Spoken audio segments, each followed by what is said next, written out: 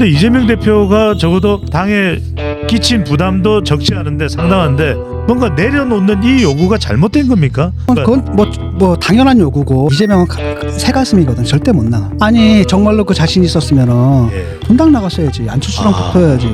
송영길 지역구 물려받아가지고 그거밖에 안 되는 사람이거든요. 무슨 수를 써서라도 본인은 의원직을 유지를 해야 되는 겁니다. 그 당원내에 있어야지 통제가 되거든요. 그렇기 때문에 위험한데 절대 안 나가려고 할 겁니다. 민주당 내 싸움은 뭐의 싸움이냐면은 친명계 원외들과 비명계 현역들의 싸움이에요. 혹시는 불가능하고 대악만 남았습니다. 이제 완전한 친명계가 될 거거든요. 추정을 받게 되면은 이 사람은 피선거권을 잃어버려요. 그러니까 대선 후보가 될 수 없는 사람이 이끄는 선거, 이렇게 되면 이제 총선판이 틀어질 수가 있는 거죠.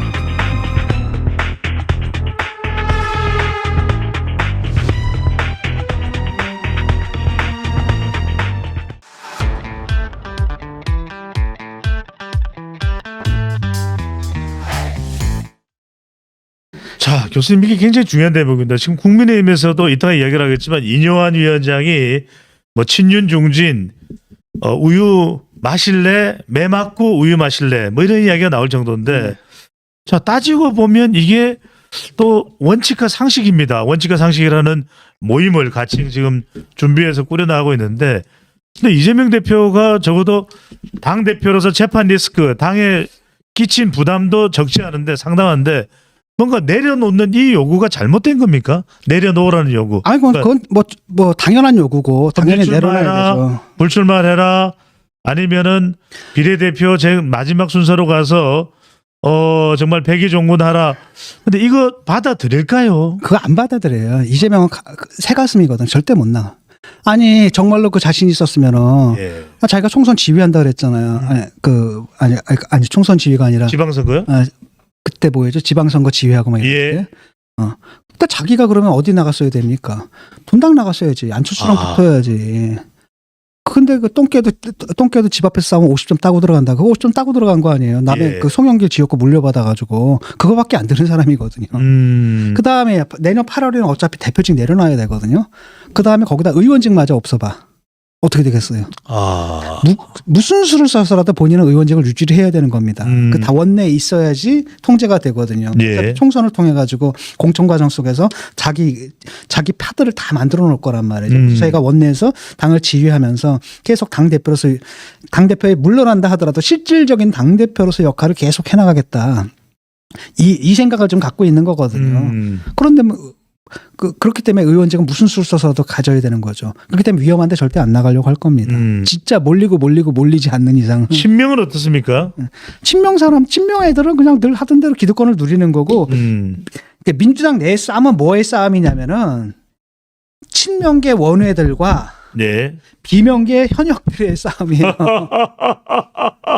왜냐하면 지난번에 180석을 얻어가지고 딱 기득권이 다 생겨버린 거예요. 자리가 없어. 지금 원외들이 갈 자리가 없거든. 갈 자리라고는 비명계 40명 자리밖에 없는 거예요. 말하자면 박이 터지는 거네요. 그러니까 그 수박론 있잖아요. 수박론의 바탕에는 그런 이해관계가 있는 거예요. 박이 터지네요. 그러니까 얘네들이 이제 계속 그 강성 지지층들 자극해가지고 얘기해서 비명계를 잘라내자라고 하고 그럼 40석이 나온단 말이죠. 거기에 우리가 들어가겠다. 지금 이런 구도란 말이죠.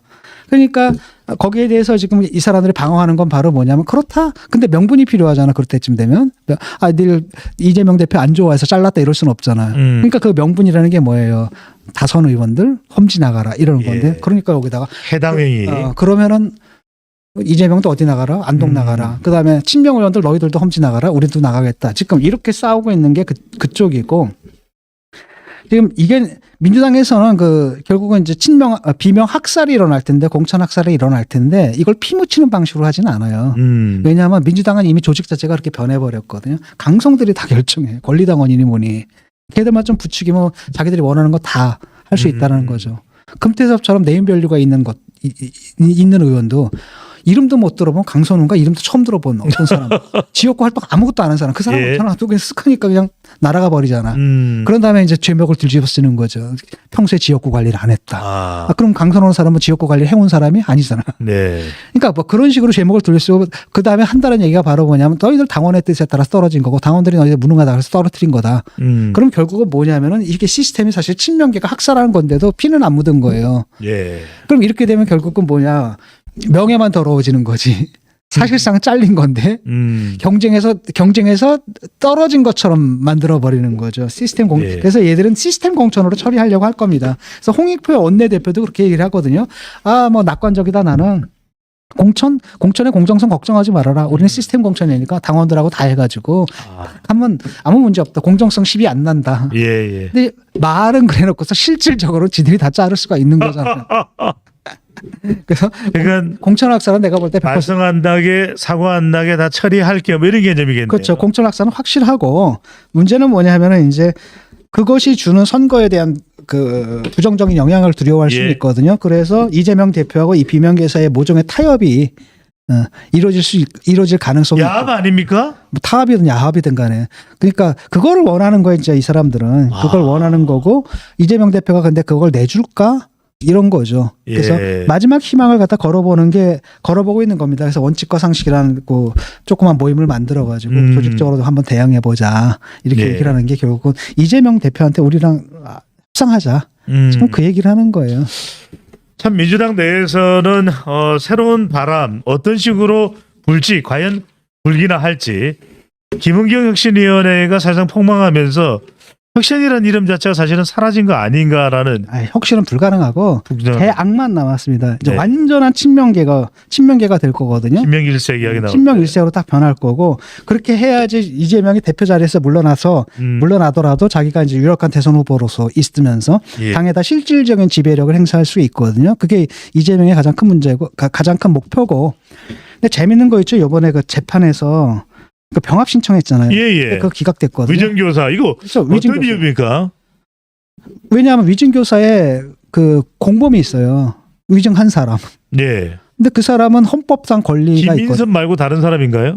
그 김인섭의 지인이죠. 예. 그러니까 김인섭이 사주해가지고 그 위증을 한 사람인데 예. 그 모든 피의자는 뭐 할 수 있습니까? 신속히 재판을 받을 권리가 있거든요. 근데 이 사람의 재판정에 나가가지고 병합할까요 말까요 할 때 나는 빨리 재판 끝나고 싶습니다.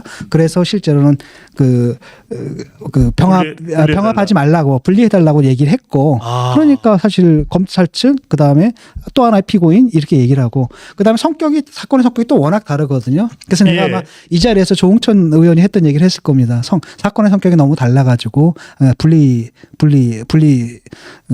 분리해서 다룰 가능성이 크다라고 얘기를 했죠. 교수님 이대 뭐 질문이 있습니다. 질문이 있을 수밖에 없는데 그런데 이재명 대표도 그렇고 이재명 대표 측에서는 병합을 이야기하면서 이것과 관련된 사람의 이해를 위해서는 병합이 되어야 된다라고 이야기를 했거든요. 근데 정작 위정과 관련된 사람은 오히려 그렇죠. 분리를 해야 된다는 이야기를 하고 있네요. 그렇죠.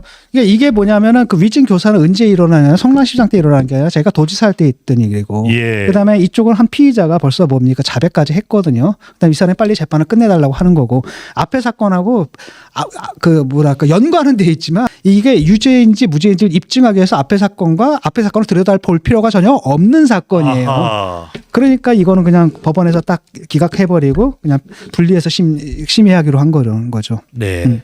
심리하기로. 근데 1심 재판이니까 총선 전에 나올 수 있어요, 이러면. 이거 너무나 간단하거든. 위정교사 관련입니다. 녹음 테이프가 있단 말이에요. 이재명이 직접 그 위증교사랑 녹음 테이프가 있고.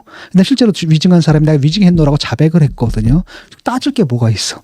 그렇잖아요. 그러면 아무리 재판을 갖다가 그 재판 또 지연 전략으로 나올 거거든요. 이재명은. 예. 온갖 재판 지역하고 아마 준비 기한을 갖다 엄청나게 또 길게 잡으려고 할 겁니다. 그런다 하더라도 이건 1심 총선 전에 1심 나올 가능성이 크거든요. 예. 나오면 아시겠지만 이거는 실형이에요. 그렇죠. 실형도 세게 나올 수 있습니다. 왜냐하면은 성공했거든. 사법부를 갖다 기만하는데. 예. 그리고 이게 성공하지 않았으면 지금 그 사람이 그 자리에 없거든. 그러니까 굉장히 중대한 거짓말이기 때문에. 근데 만약에 실형이 딱 나와버리면은 문제는 뭐냐면 실형을 받게 되면은 이 사람은 피선거권을 잃어버려요. 그러니까 대선 후보로서 이게 날아가 버는 카드가. 이재명 대표입니다. 그렇죠. 그러니까 대선 후보가 될 수 없는 사람이 이끄는 선거 이렇게 되면 이제 총선판이 틀어질 수가 있는 거죠.